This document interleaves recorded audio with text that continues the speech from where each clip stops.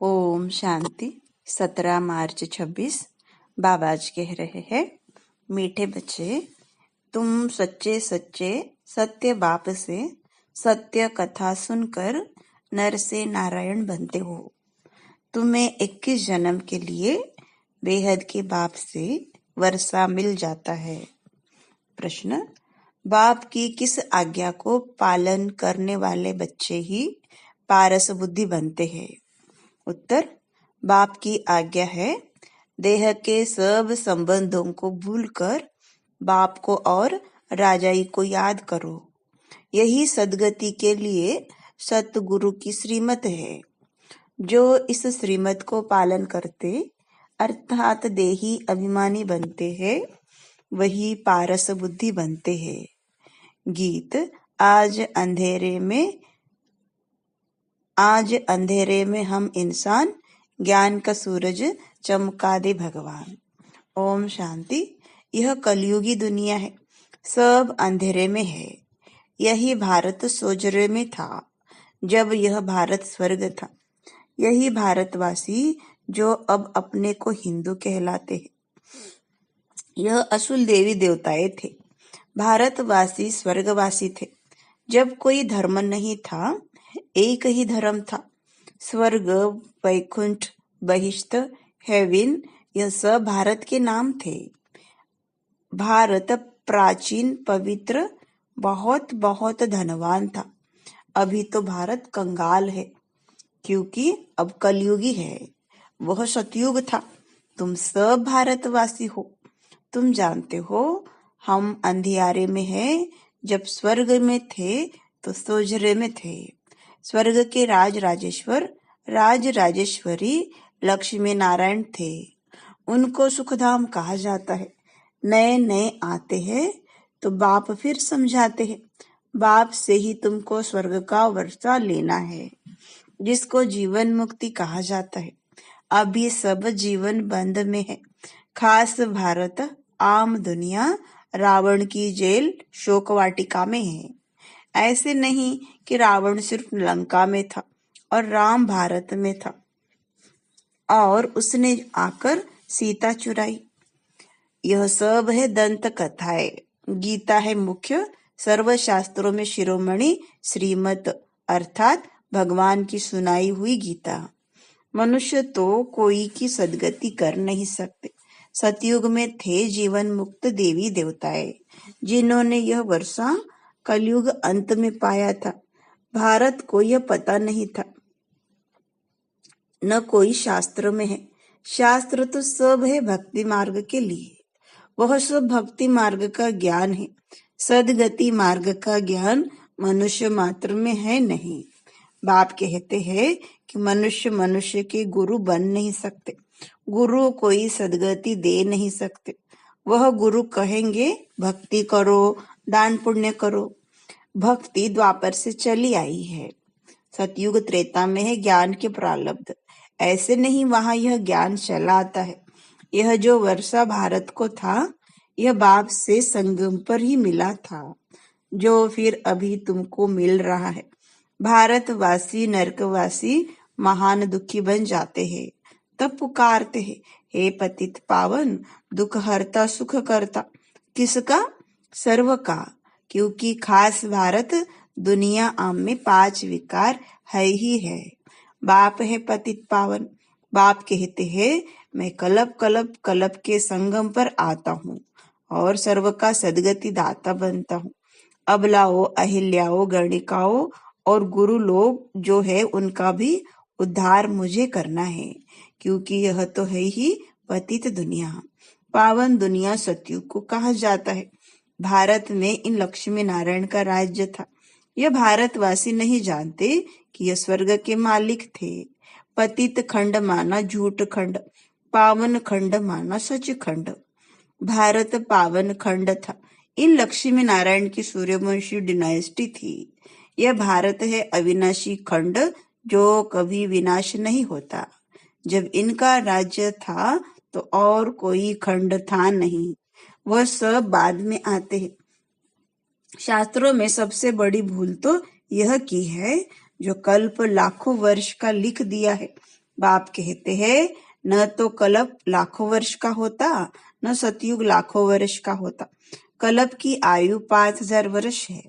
यह फिर कह देते कि मनुष्य 84 लाख जन्म लेते। मनुष्य को कुत्ता, बिल्ली आदि बना दिया है, परंतु उनका जन्म अलग है। 84 लाख वैरायटी है, मनुष्यों की वैरायटी एक है, उनके ही 84 जन्म है। बाप कहते हैं, बच्चे तुम आदि सनातन देवी देवता धर्म के थे। भारतवासी अपने धर्म को ड्रामा प्लान अनुसार भूल गए हैं। कलयुग अंत में बिल्कुल पतित बन पड़े हैं। फिर बाप आकर संगम पर पावन बनाते हैं। इनको कहा जाता है दुखधाम। फिर पार्ट सुखधाम में होगा। बाप कहते हैं, हे बच्चों, तुम भारतवासी ही स्वर्गवासी थे। फिर तुम 84 जन्मों की सीढ़ी उतरते हो। सतो से रजो तमो में जरूर आना है। तुम देवताओं जितना धनवान, एवर हैप्पी, एवर वेल्दी कोई नहीं होता। भारत कितना साहूकार था। हीरे जवाहरात तो बड़े बड़े पत्थरों मिसल थे, कितने तो टूट गए हैं। बाप तुम बच्चों को स्मृति दिलाते हैं कि तुमको कितना साहूकार बनाया था। तुम सर्वगुण संपन्न, 16 कला संपूर्ण थे, यथा राजा रानी तथा प्रजा। इन्हों को भगवान भगवती भी कह सकते हैं, परंतु बाप ने समझाया है कि भगवान एक है, वह बाप है। सिर्फ ईश्वर व प्रभु कहने से भी याद नहीं आता कि वो सभी आत्माओं का बाप है। यह तो है बेहद का बाप। वह समझाते हैं कि भारतवासी तुम जयंती मनाते हो, परंतु असल में बाप कब आए थे वह कोई भी नहीं जानते हैं। है ही आयरन एजेड, पत्थर बुद्धि। पारसनाथ थे, इस समय सब पत्थर नाथ है। नाथ भी नहीं कहेंगे क्योंकि राजा रानी तो है नहीं। पहले यहाँ दैवी राजस्थान था, फिर आसुरी राज्य बन जाता है। यह खेल है। वह है हद का ड्रामा, यह है बेहद का ड्रामा। वर्ल्ड की हिस्ट्री, ज्योग्राफी आदि से अंत तक तुम अभी जानते हो और कोई भी नहीं जानते। भारत में जब देवी देवता थे तो सारी सृष्टि के मालिक थे और भारत में ही थे। बाप भारतवासियों को स्मृति दिलाते हैं, सतयुग में आदि सनातन देवी देवता, इनों का श्रेष्ठ धर्म, श्रेष्ठ कर्म था। फिर 84 जन्मों में उतरना पड़े। यह बाप बैठ कहानी सुनाते हैं कि अब तुम्हारे बहुत जन्मों के अंत का जन्म है। एक की बात नहीं, न युद्ध का मैदान आदि है। भारतवासी यह भी भूल गए हैं कि इनों का मन लक्ष्मी नारायण का राज्य था। सतयुग की आयु लंबी करने से बहुत दूर ले गए हैं। बाप समझाते हैं कि मनुष्य को भगवान नहीं कह सकते, मनुष्य मनुष्य की सदगति नहीं कर सकते। कहावत है कि सर्व का सदगति दाता, पतितों को पावन करता एक है। यह है झूठ खंड। सच्चा बाबा सचखंड स्थापन करने वाला है। भक्त पूजा करते हैं, परंतु भक्ति मार्ग में जिसकी भी पूजा करते आए हैं, एक की भी बायोग्राफी नहीं जानते हैं। शिव जयंती तो मनाते हैं। बाप है नई दुनिया का रचयिता, हेवनली गॉड फादर, बेहद सुख देने वाला। सतयुग में सुख था, वह कैसे और किसने स्थापन किया? नरकवासियों को स्वर्गवासी बनाया, भ्रष्टाचारियों को श्रेष्ठाचारी देवता बनाया। यह तो बाप का ही काम है। तुम बच्चों को पावन बनाता हूँ, तुम स्वर्ग के मालिक बनते हो, फिर तुमको पतित कौन बनाते हैं? यह रावण। मनुष्य कह देते सुख दुख ईश्वर देते हैं। बाप कहते हैं मैं तो सबको सुख देता हूँ। आधा कल्प फिर तुम बाप का सिमरण नहीं करेंगे। फिर जब रावण राज्य होता है तो सबकी पूजा करने लग पड़ते हैं। यह तुम्हारा बहुत जन्मों के अंत का जन्म है। कहते हैं बाबा हमने कितने जन्म लिए हैं? बाप कहते बच्चे तुम अपने जन्मों को नहीं जानते हो। तुमने पूरे 84 जन्म लिए हैं। तुम 21 जन्म के लिए बेहद के बाप से वर्षा लेने आए हो, अर्थात सच्चे सच्चे सत्य बाबा से सत्य कथा नर से नारायण बनने का ज्ञान सुनते हो। यह है ज्ञान, वह है भक्ति। यह स्पिरिचुअल नॉलेज सुप्रीम रूह आकर देते हैं। बच्चों को देही अभिमानी बनना पड़े, अपने को आत्मा निश्चय कर मामेकम याद करो। शिव बाबा तो सभी आत्माओं का बाप है। आत्मा ऐसा परम धाम से पारट बजाने आती है शरीर में। इसको कर्म क्षेत्र कहा जाता है। बड़ा भारी खेल है।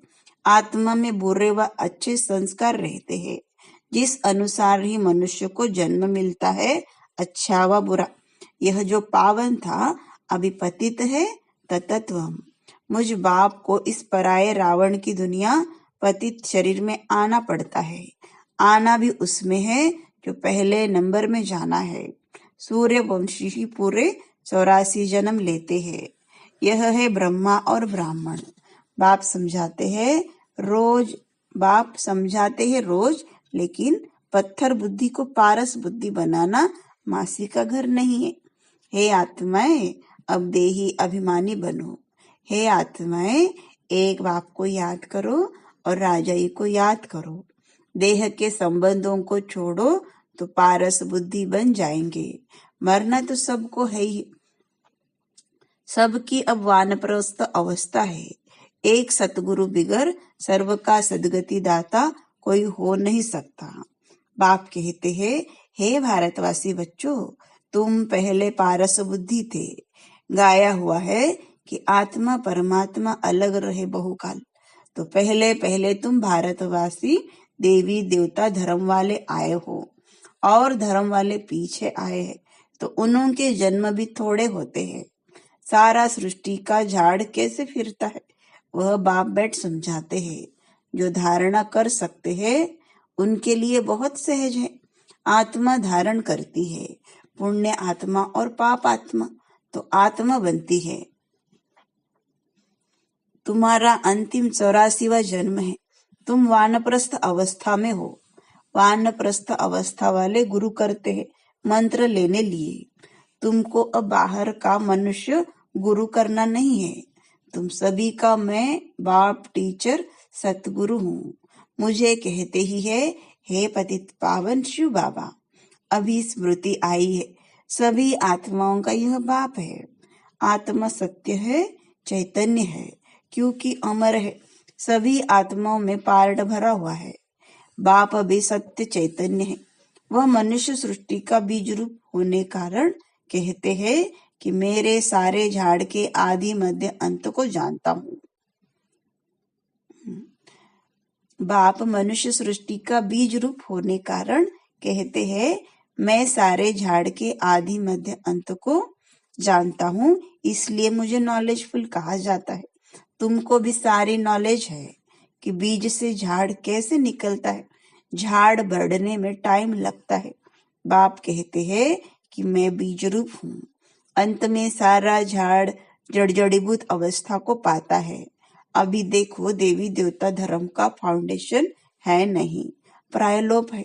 जब देवी देवता धर्म गुम हो जाता है तब बाप को आना पड़े। एक धर्म की स्थापना कर बाकी सबका विनाश करा देते हैं। प्रजापिता ब्रह्मा द्वारा बाप स्थापना करा रहे हैं आदि सनातन देवी देवता धर्म की। तुम आए हो भ्रष्टाचारी से श्रेष्ठाचारी देवता बनने। यह ड्रामा बना हुआ है, इनकी एंड नहीं होती। बाप आते हैं, आत्माएं सब ब्रदर्स है, मूल वतन में रहने वाली, जो उस एक बाप को सब याद करते हैं। दुख में सिमरण सब करे, सुख में करे न कोई। रावण राज्य में दुख है, यह सिमरण करते हैं तो बाप सर्व का सदगति दाता एक है। उनकी महिमा है। बाप न आए तो पावन कौन बनाए। क्रिश्चियन, इस्लामी आदि जो भी मनुष्य है इस समय सब तमो प्रधान है। सभी को पुनर्जन्म जरूर लेना है। अभी पुनर्जन्म मिलता है नरक में, ऐसे नहीं कि सुख में चले जाते हैं। जैसे हिंदू धर्म वाले कहते हैं कि स्वर्गवासी हुआ तो जरूर नरक में था ना, अभी स्वर्ग में गया, तुम्हारे मुख में गुलाब। जब स्वर्गवासी हुआ फिर उसको नरक के आसुरी वैभव क्यों खिलाते हो। पितर खिलाते हैं ना, बंगाल में मछली अंडे आदि खिलाते हैं। अरे उनको यह सब खाने की दरकार क्या है, वापिस कोई जा नहीं सकता, जबकि पहले नंबर वालों को 84 जन्म लेना पड़ता है। इस ज्ञान में कोई तकलीफ नहीं है। भक्ति मार्ग में कितनी मेहनत है, राम राम जपते रोमांच खड़े हो जाते हैं। यह सब है भक्ति मार्ग। यह सूर्य चांद आदि रोशनी करने वाले हैं, यह देवता थोड़े ही है। वास्तव में ज्ञान सूर्य, ज्ञान चंद्रमा और ज्ञान सितारे यहाँ की महिमा है। अच्छा, मीठे मीठे सिकलते बच्चों प्रति माता पिता बाप दादा का याद प्यार और गुड मॉर्निंग। रूहानी बाप की रूहानी बच्चों को नमस्ते। हम रूहानी बच्चों की रूहानी बाप दादा को याद प्यार, गुड मॉर्निंग और नमस्ते। धारणा के लिए मुख्य सार, पहली पॉइंट, इस अंतिम 84वें जन्म में कोई भी पाप कर्म विकर्म नहीं करना है। पुण्य आत्मा बनने का पूरा पूरा पुरुषार्थ करना है, संपूर्ण पावन बनना है। दूसरी पॉइंट, अपनी बुद्धि को पारस बुद्धि बनाने के लिए देह के सब संबंधों को भूल देही अभिमानी बनने का अभ्यास करना है। वरदान, पुराने संस्कारों व विघ्नों से मुक्ति प्राप्त करने वाले सदा शक्ति संपन्न भव। किसी भी प्रकार के विघ्नों से, कमजोरियों से या पुराने संस्कारों से मुक्ति चाहते हो तो शक्ति धारण करो, अर्थात अलंकारी रूप होकर रहो। जो अलंकारों से सदा सजे सजाए रहते हैं वो भविष्य में विष्णुवंशी बनते हैं, लेकिन अभी वैष्णव बन जाते हैं। उन्हें कोई भी तमोगुणी संकल्प व संस्कार टच नहीं कर सकता। वे पुरानी दुनिया अथवा दुनिया की कोई भी वस्तु और व्यक्तियों से सहज ही किनारा कर लेते हैं। उन्हें कारणे अकारणे भी कोई टच नहीं कर सकता। स्लोगन, हर समय हर कर्म में बैलेंस रखना ही सर्व की ब्लेसिंग प्राप्त करने का साधन है। अव्यक्त इशारे, जैसे आपस में दो मित्र होते हैं तो उनके बीच यदि कोई उनकी ग्लानि करने आता है तो वह उसके भाव को बदल देते हैं। जहाँ निश्चय होता है वहाँ शब्द का भाव बदल साधारण बात हो जाती है। तो हर एक की विशेषता को देखो, तब अनेक होते भी एक दिखाई देंगे। एक मत संगठन हो जाएगा। कोई किसकी ग्लानि की बातें सुनाए तो उसे टेका देने के बजाय सुनाने वाले का रूप परिवर्तन कर दो। ओम शांति।